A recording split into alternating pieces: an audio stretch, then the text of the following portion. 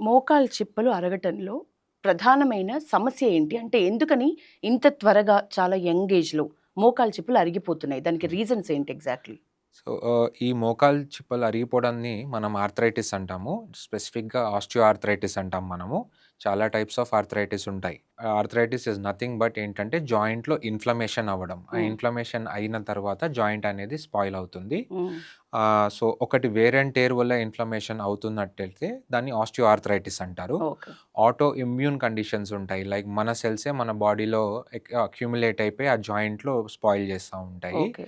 దాన్ని like rheumatoid arthritis అని, okay. కీళ్ళవాతం అని హ్మ్. వినుంటాం కదా! అదొక టైపు. కొన్ని ఇన్ఫెక్షన్ వల్ల వస్తుంది. అది సెప్టిక్ ఆర్థరైటిస్ అంటాము. ఓకే. కొన్ని స్కిన్ కండిషన్స్‌లో కూడా ఆటో ఇమ్యూన్ డిసీజెస్ ఉంటాయి. సోరియాటిక్ ఆర్థరైటిస్ అంటే సోరియాసిస్ ఉందనుకోండి, వాళ్ళలో కూడా ఆర్థరైటిస్ ఓకే. ఫాస్టర్‌గా ఉంటుంది. పిల్లల్లో కూడా చూడొచ్చు జువెనైల్ ఓకే. ఆర్థరైటిస్ అనేది. So, there are many types of arthritis. Hmm. But ఈ కీళ్ళు అరిగిపోవడం దాన్ని ఆస్టియో ఆర్థరైటిస్ అంటారు. ఓకే. కామన్‌గా ఎందువల్ల అవుతుందంటే ఇట్స్ వేర్ అండ్ టేర్. రెగ్యులర్‌గా మనము ఒక మెషిన్‌కి ఎట్లా లైఫ్ అనేది ఉంటుందో జాయింట్స్ కూడా ఒక లైఫ్ అనేది ఉంటుంది. మనం ఎక్కువ యూసేజ్ చేసే వాళ్ళల్లో మజిల్స్ వీక్ గూడా ఉన్నాయనుకోండి, ఆ జాయింట్ పైన ఎక్కువ స్ట్రెస్ పడుతుంది గదా! కార్టిలేజ్ రబ్ అయ్యి ఆస్టియో ఆర్థరైటిస్ అనేది డెవలప్ అవుతుంది. మరి ఇప్పట్లో జిమ్‌లో చాలా కసరత్తులు చేస్తున్నారు. యాక్టివ్‌గా ఉండటానికి, నిజానికి స్ట్రాంగ్‌గా ఉండటానికి కూడా. సో, వాళ్ళ విషయాల్లో ఇప్పుడు మీరన్నట్లు ఎక్కువ కష్టపడితే కూడా, ఎక్కువ ఎనర్జీ పెడితే కూడా, దానివల్ల కూడా ఆర్థరైటిస్ వచ్చే అవకాశం ఉంటుందా? యూజువల్లీ మజిల్ స్ట్రెంత్ ఉన్న వాళ్ళల్లో ఆర్థరైటిస్ తక్కువగా ఉంటుంది. మజిల్ వీక్ అయిన వాళ్ళలోనే ఆర్థరైటిస్ వస్తుంది. ఓకే. కంపారిటివ్‌లీ నీ మజిల్స్ ఎవరికైతే స్ట్రాంగర్‌గా ఉంటాయో హ్మ్. వాళ్ళ బాడీ కాంపెన్సేట్ చేసుకుంటుంది. ఎక్కువ పని చేసినా, హ్మ్. మెట్లు ఎక్కి దిగినాను, రన్నింగ్, జంపింగ్ అవి చేసినా కూడా అలా కాంపెన్సేట్ చేసుకుంటుంది. సేమ్ వర్క్ ఎవరైతే మజిల్ ఉన్న వాళ్ళు చేసినట్లయితే వాళ్ళకి తొందరగా ఓకే. ఆర్థరైటిస్ అనేది డెవలప్ అవుతుంది. డాక్టర్ ఈ మధ్య వింటున్నాం ఆస్టియోపోరోసిస్ దీని గూర్చి చెప్పండి. ఆస్టియోపోరోసిస్ అంటే మన బోన్ వీకెనింగ్ అనమాట. లోపల ఉన్న దాని మినరల్ డెన్సిటీ అంతా తగ్గిపోతుంది. We know bones are made up of minerals. Hmm. So, అందులో దాని క్వాంటిటీ తగ్గిపోతే, దాని డెన్సిటీ తగ్గిపోతే మనము ఆస్టియోపోరోసిస్ అంటాం. సెవెరల్ టెస్ట్స్ ఉన్నాయి. ఒకటి ఏమో బీఎండీ అంటారు, bone mineral density. It okay. Is like an ultrasound type of test. Okay. Other is a scan. దాన్ని డెక్సా స్కాన్ అంటారు. ఈ scan several parts of our బాడీలో చెక్ చేస్తారు. Like hip, okay. మరి బ్రిస్ట్ అండ్ బ్యాక్ వీటిలో చెక్ చేసుకొని ఒక score ఉంటుంది.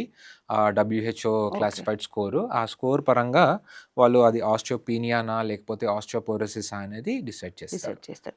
ఈ మధ్య రోబోటిక్ సర్జరీలు అలాగే 3 ప్రింటెడ్ ఇంప్లాంట్స్ ఇవి నిజంగా సక్సెస్ రేట్ ఎంత ఉంది వీటి విషయాల్లో? సక్సెస్ రేట్ ఆల్మోస్ట్ సిమిలర్ ఉంటుందండి.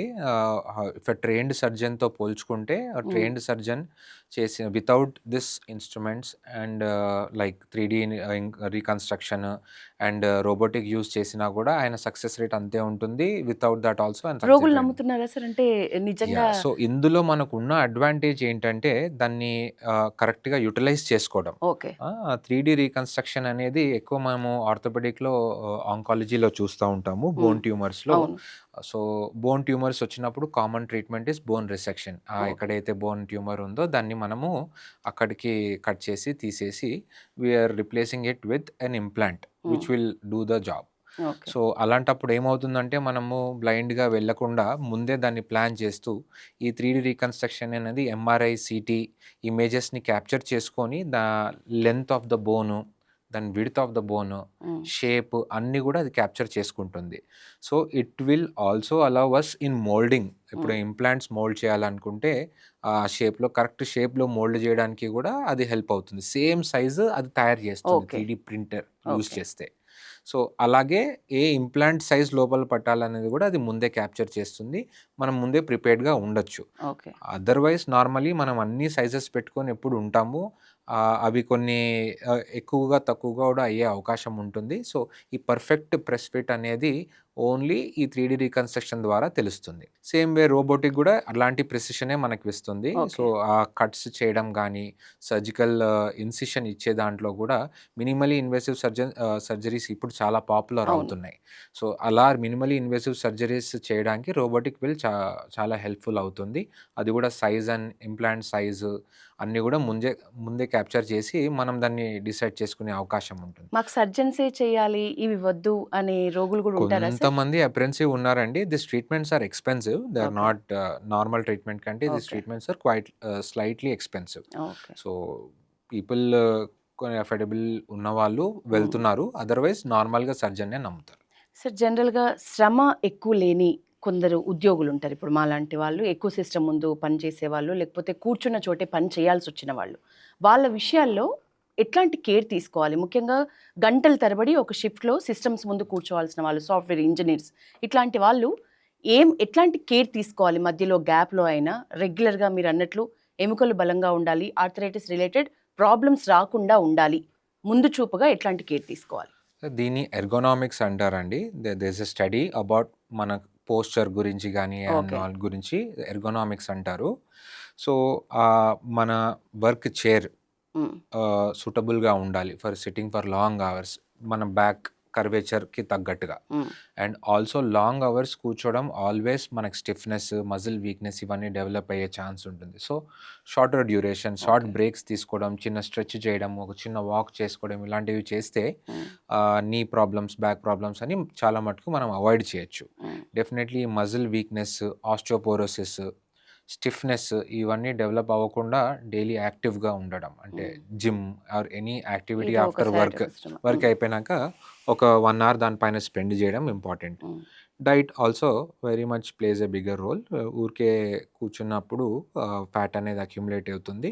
మనము తిన్నదానికంటే స్పెండ్ చేసిన క్యాలరీస్ తగ్గిపోతాయి కాబట్టి దే గెట్ డిపాజిటెడ్ మన ఓకే. దాంట్లో. అలాంటప్పుడు ఒబెసిటీ అనే డిసీజ్ అవును. వస్తుంది. అలాంటి వాళ్ళకి గూడా చాలా ప్రాబ్లమ్స్ ఉంటాయి లైఫ్‌లో. హ్మ్. So, the amount of food మనం ఎన్ని క్యాలరీస్ తీసుకుంటామో దానికంటే ఎక్కువ స్పెండ్ చేయడానికి మనం ట్రై చేయాలి okay. Always. Back pain, knee pains ఇప్పుడన్నారు.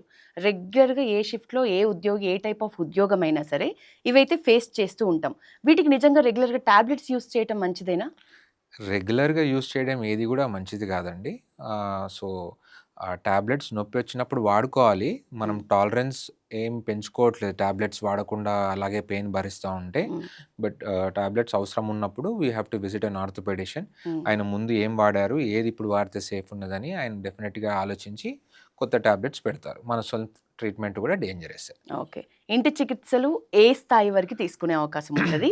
Doctor దగ్గరికి తప్పకుండా వెళ్ళాల్సిన సమస్య అంటే ఏమవుతాయి? అంటే మనము కొన్ని అబ్జర్వ్ చేయాలండి. ఇనిషియల్లీ మనం డే టు డే లైఫ్‌లో కొన్ని బాడీ పెయిన్స్ అలా వస్తున్నాయనుకోండి. రెగ్యులర్‌గా. దేనివల్ల వస్తున్నాయి ఏంటి అని అబ్జర్వ్ చేయాలి. హ్మ్. ఇనీషియల్ ఇంజ్యూరీ ఉన్నప్పుడు ఏమవుతుందంటే అక్కడ జాయింట్ రెడ్‌నెస్, స్వెల్లింగ్ ఓకే.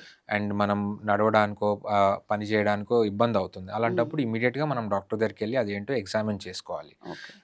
కొన్ని పెయిన్స్ మనం టాలరబుల్‌గా ఉంటాయి. అది హ్మ్. ఎన్ని రోజుల నుంచి ఉన్నాయి? ఏ పని చేస్తుంటే ఉన్నాయి? హ్మ్. రిపీటెడ్‌గా వస్తున్నాయా? అలాంటివి ఉన్నప్పుడు డెఫినిట్‌గా మనం వెళ్లి చెక్ చేసుకోవాలి. ఓకే. సమ్‌టైమ్స్ మనం స్ట్రెస్ అయినప్పుడు, ఎక్కువ పని చేసినప్పుడు ఇవన్నీ పెయిన్స్ వస్తాయి. Usually when you take rest అవి పోతాయి. హ్మ్. సో, బట్ ఎనీ ప్రాబ్లమ్ లోపల ఉన్నట్లయితే అదంత త్వరగా పోదు. మళ్ళీ మళ్ళీ పెయిన్ వస్తా రైట్. ఉంటది. మీరన్నట్టుగా ఎగ్జాక్ట్‌లీ.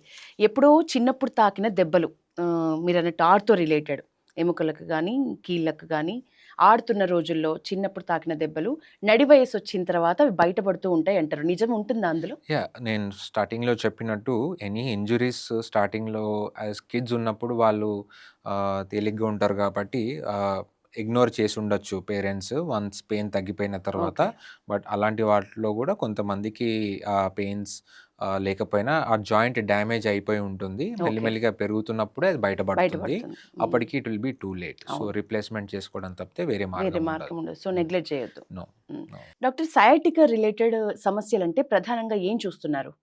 సయాటికా అంటే it's a type of nerve అండి. మన వెన్నుపూస నుంచి కాళ్ళల్లోకి అది పాకుతూ కాలంతా వెళ్తా ఉంటుంది. వెన్నుపూసలో అది నొక్కిపోయినప్పుడు దానిపైన ప్రెషర్ ప్రెషర్. పడినప్పుడు ఆర్ ఇరిటేట్ అయినప్పుడు అది ఎక్కడైతే ట్రావెల్ చేస్తుందో హ్మ్. అంతా కూడా బర్నింగ్ సెన్సేషన్ ఉంటుంది. So, especially sciatic nerve affect అయితే ఆ కండిషన్‌ని సియాటికా అంటారు. ఓకే. బట్ అదర్‌వైజ్ చాలా నర్వ్స్ ఎవ్రీ లెవెల్‌లో మన లోవర్ బ్యాక్ రీజియన్‌లో చాలా లెవెల్స్‌లో నర్వ్స్ ఉంటాయి. అవన్నీ గూడా అఫెక్ట్ అయ్యే ఛాన్సెస్ ఉంటాయి. ఓకే. అండ్ వెన్నుపూసలో ఈ నర్వ్ కంప్రెషనే కాకుండా డిస్క్ ప్రాబ్లమ్ గూడా ఉంటాయి. డిస్క్ బల్జ్ అని వినుంటారు. ఓకే. అర్లియర్‌లో ఎవ్రీ వెన్నుపూస మధ్యలో ఒక రబ్బర్ లాంటి డిస్క్ ఉంటుంది.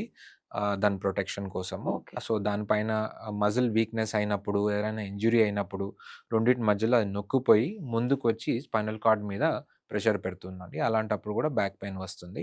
Are it might even compress the nerves అనమాట. ఓకే. సో, నా బ్యాక్ పెయిన్‌కి చాలా కారణాలుంటాయండి. Sciatica is not the only one. Okay. అది ఏంటి అనేది మనం సర్వైకల్ ఉండొచ్చు. స్పెషలిస్ట్‌ని ఇంకేమైనా ఉండొచ్చు. కలిస్తేనే ఓకే. దానికి కంపల్సరీ కావాల్సిన ఫిజికల్ ఎగ్జామినేషన్ చేసి, కావాల్సిన టెస్ట్‌లు అవన్నీ గూడా ఆర్డర్ చేసుకొని తర్వాతే మనం దాన్ని ఓకే. డయాగ్నోస్ చేసుకోగలుగుతాం. డాక్టర్ ముందుగానే మనం అనుకున్నట్లు ప్రస్తుత జీవన విధానం, ఆహార పదార్థాలు మనం తీసుకునే ఫుడ్‌ని బట్టి చిన్న పిల్లల్లో కూడా సర్వసాధారణంగా కనిపించే ఆర్థో రిలేటెడ్ సమస్యలంటే ఎట్లా ఉంటాయి? చిన్న పిల్లల్లో మోస్ట్‌లీ బై బర్త్ ఉంటాయండి. కంజనైటల్ అంటారు. ఓకే. అండ్ కొన్ని రోజుల తర్వాత గూడా న్యూరిష్మెంట్ వల్ల వచ్చే మాల్ న్యూరిష్మెంట్ వల్ల వచ్చే కండిషన్స్ ఉంటాయి. హ్మ్. విటమిన్ డెఫిషియన్సీస్ ఉంటాయి. Like rickets. ఓకే. వాళ్ళకి నాక్ నీస్ అంటారు. హ్మ్. 2 మోకాలు దగ్గరికి అయిపోతా ఉంటాయి. అండ్ కొన్ని కండిషన్స్‌లో మోకాలు ఇట్లా బోయింగ్ అయిపోతూ ఉంటాయి.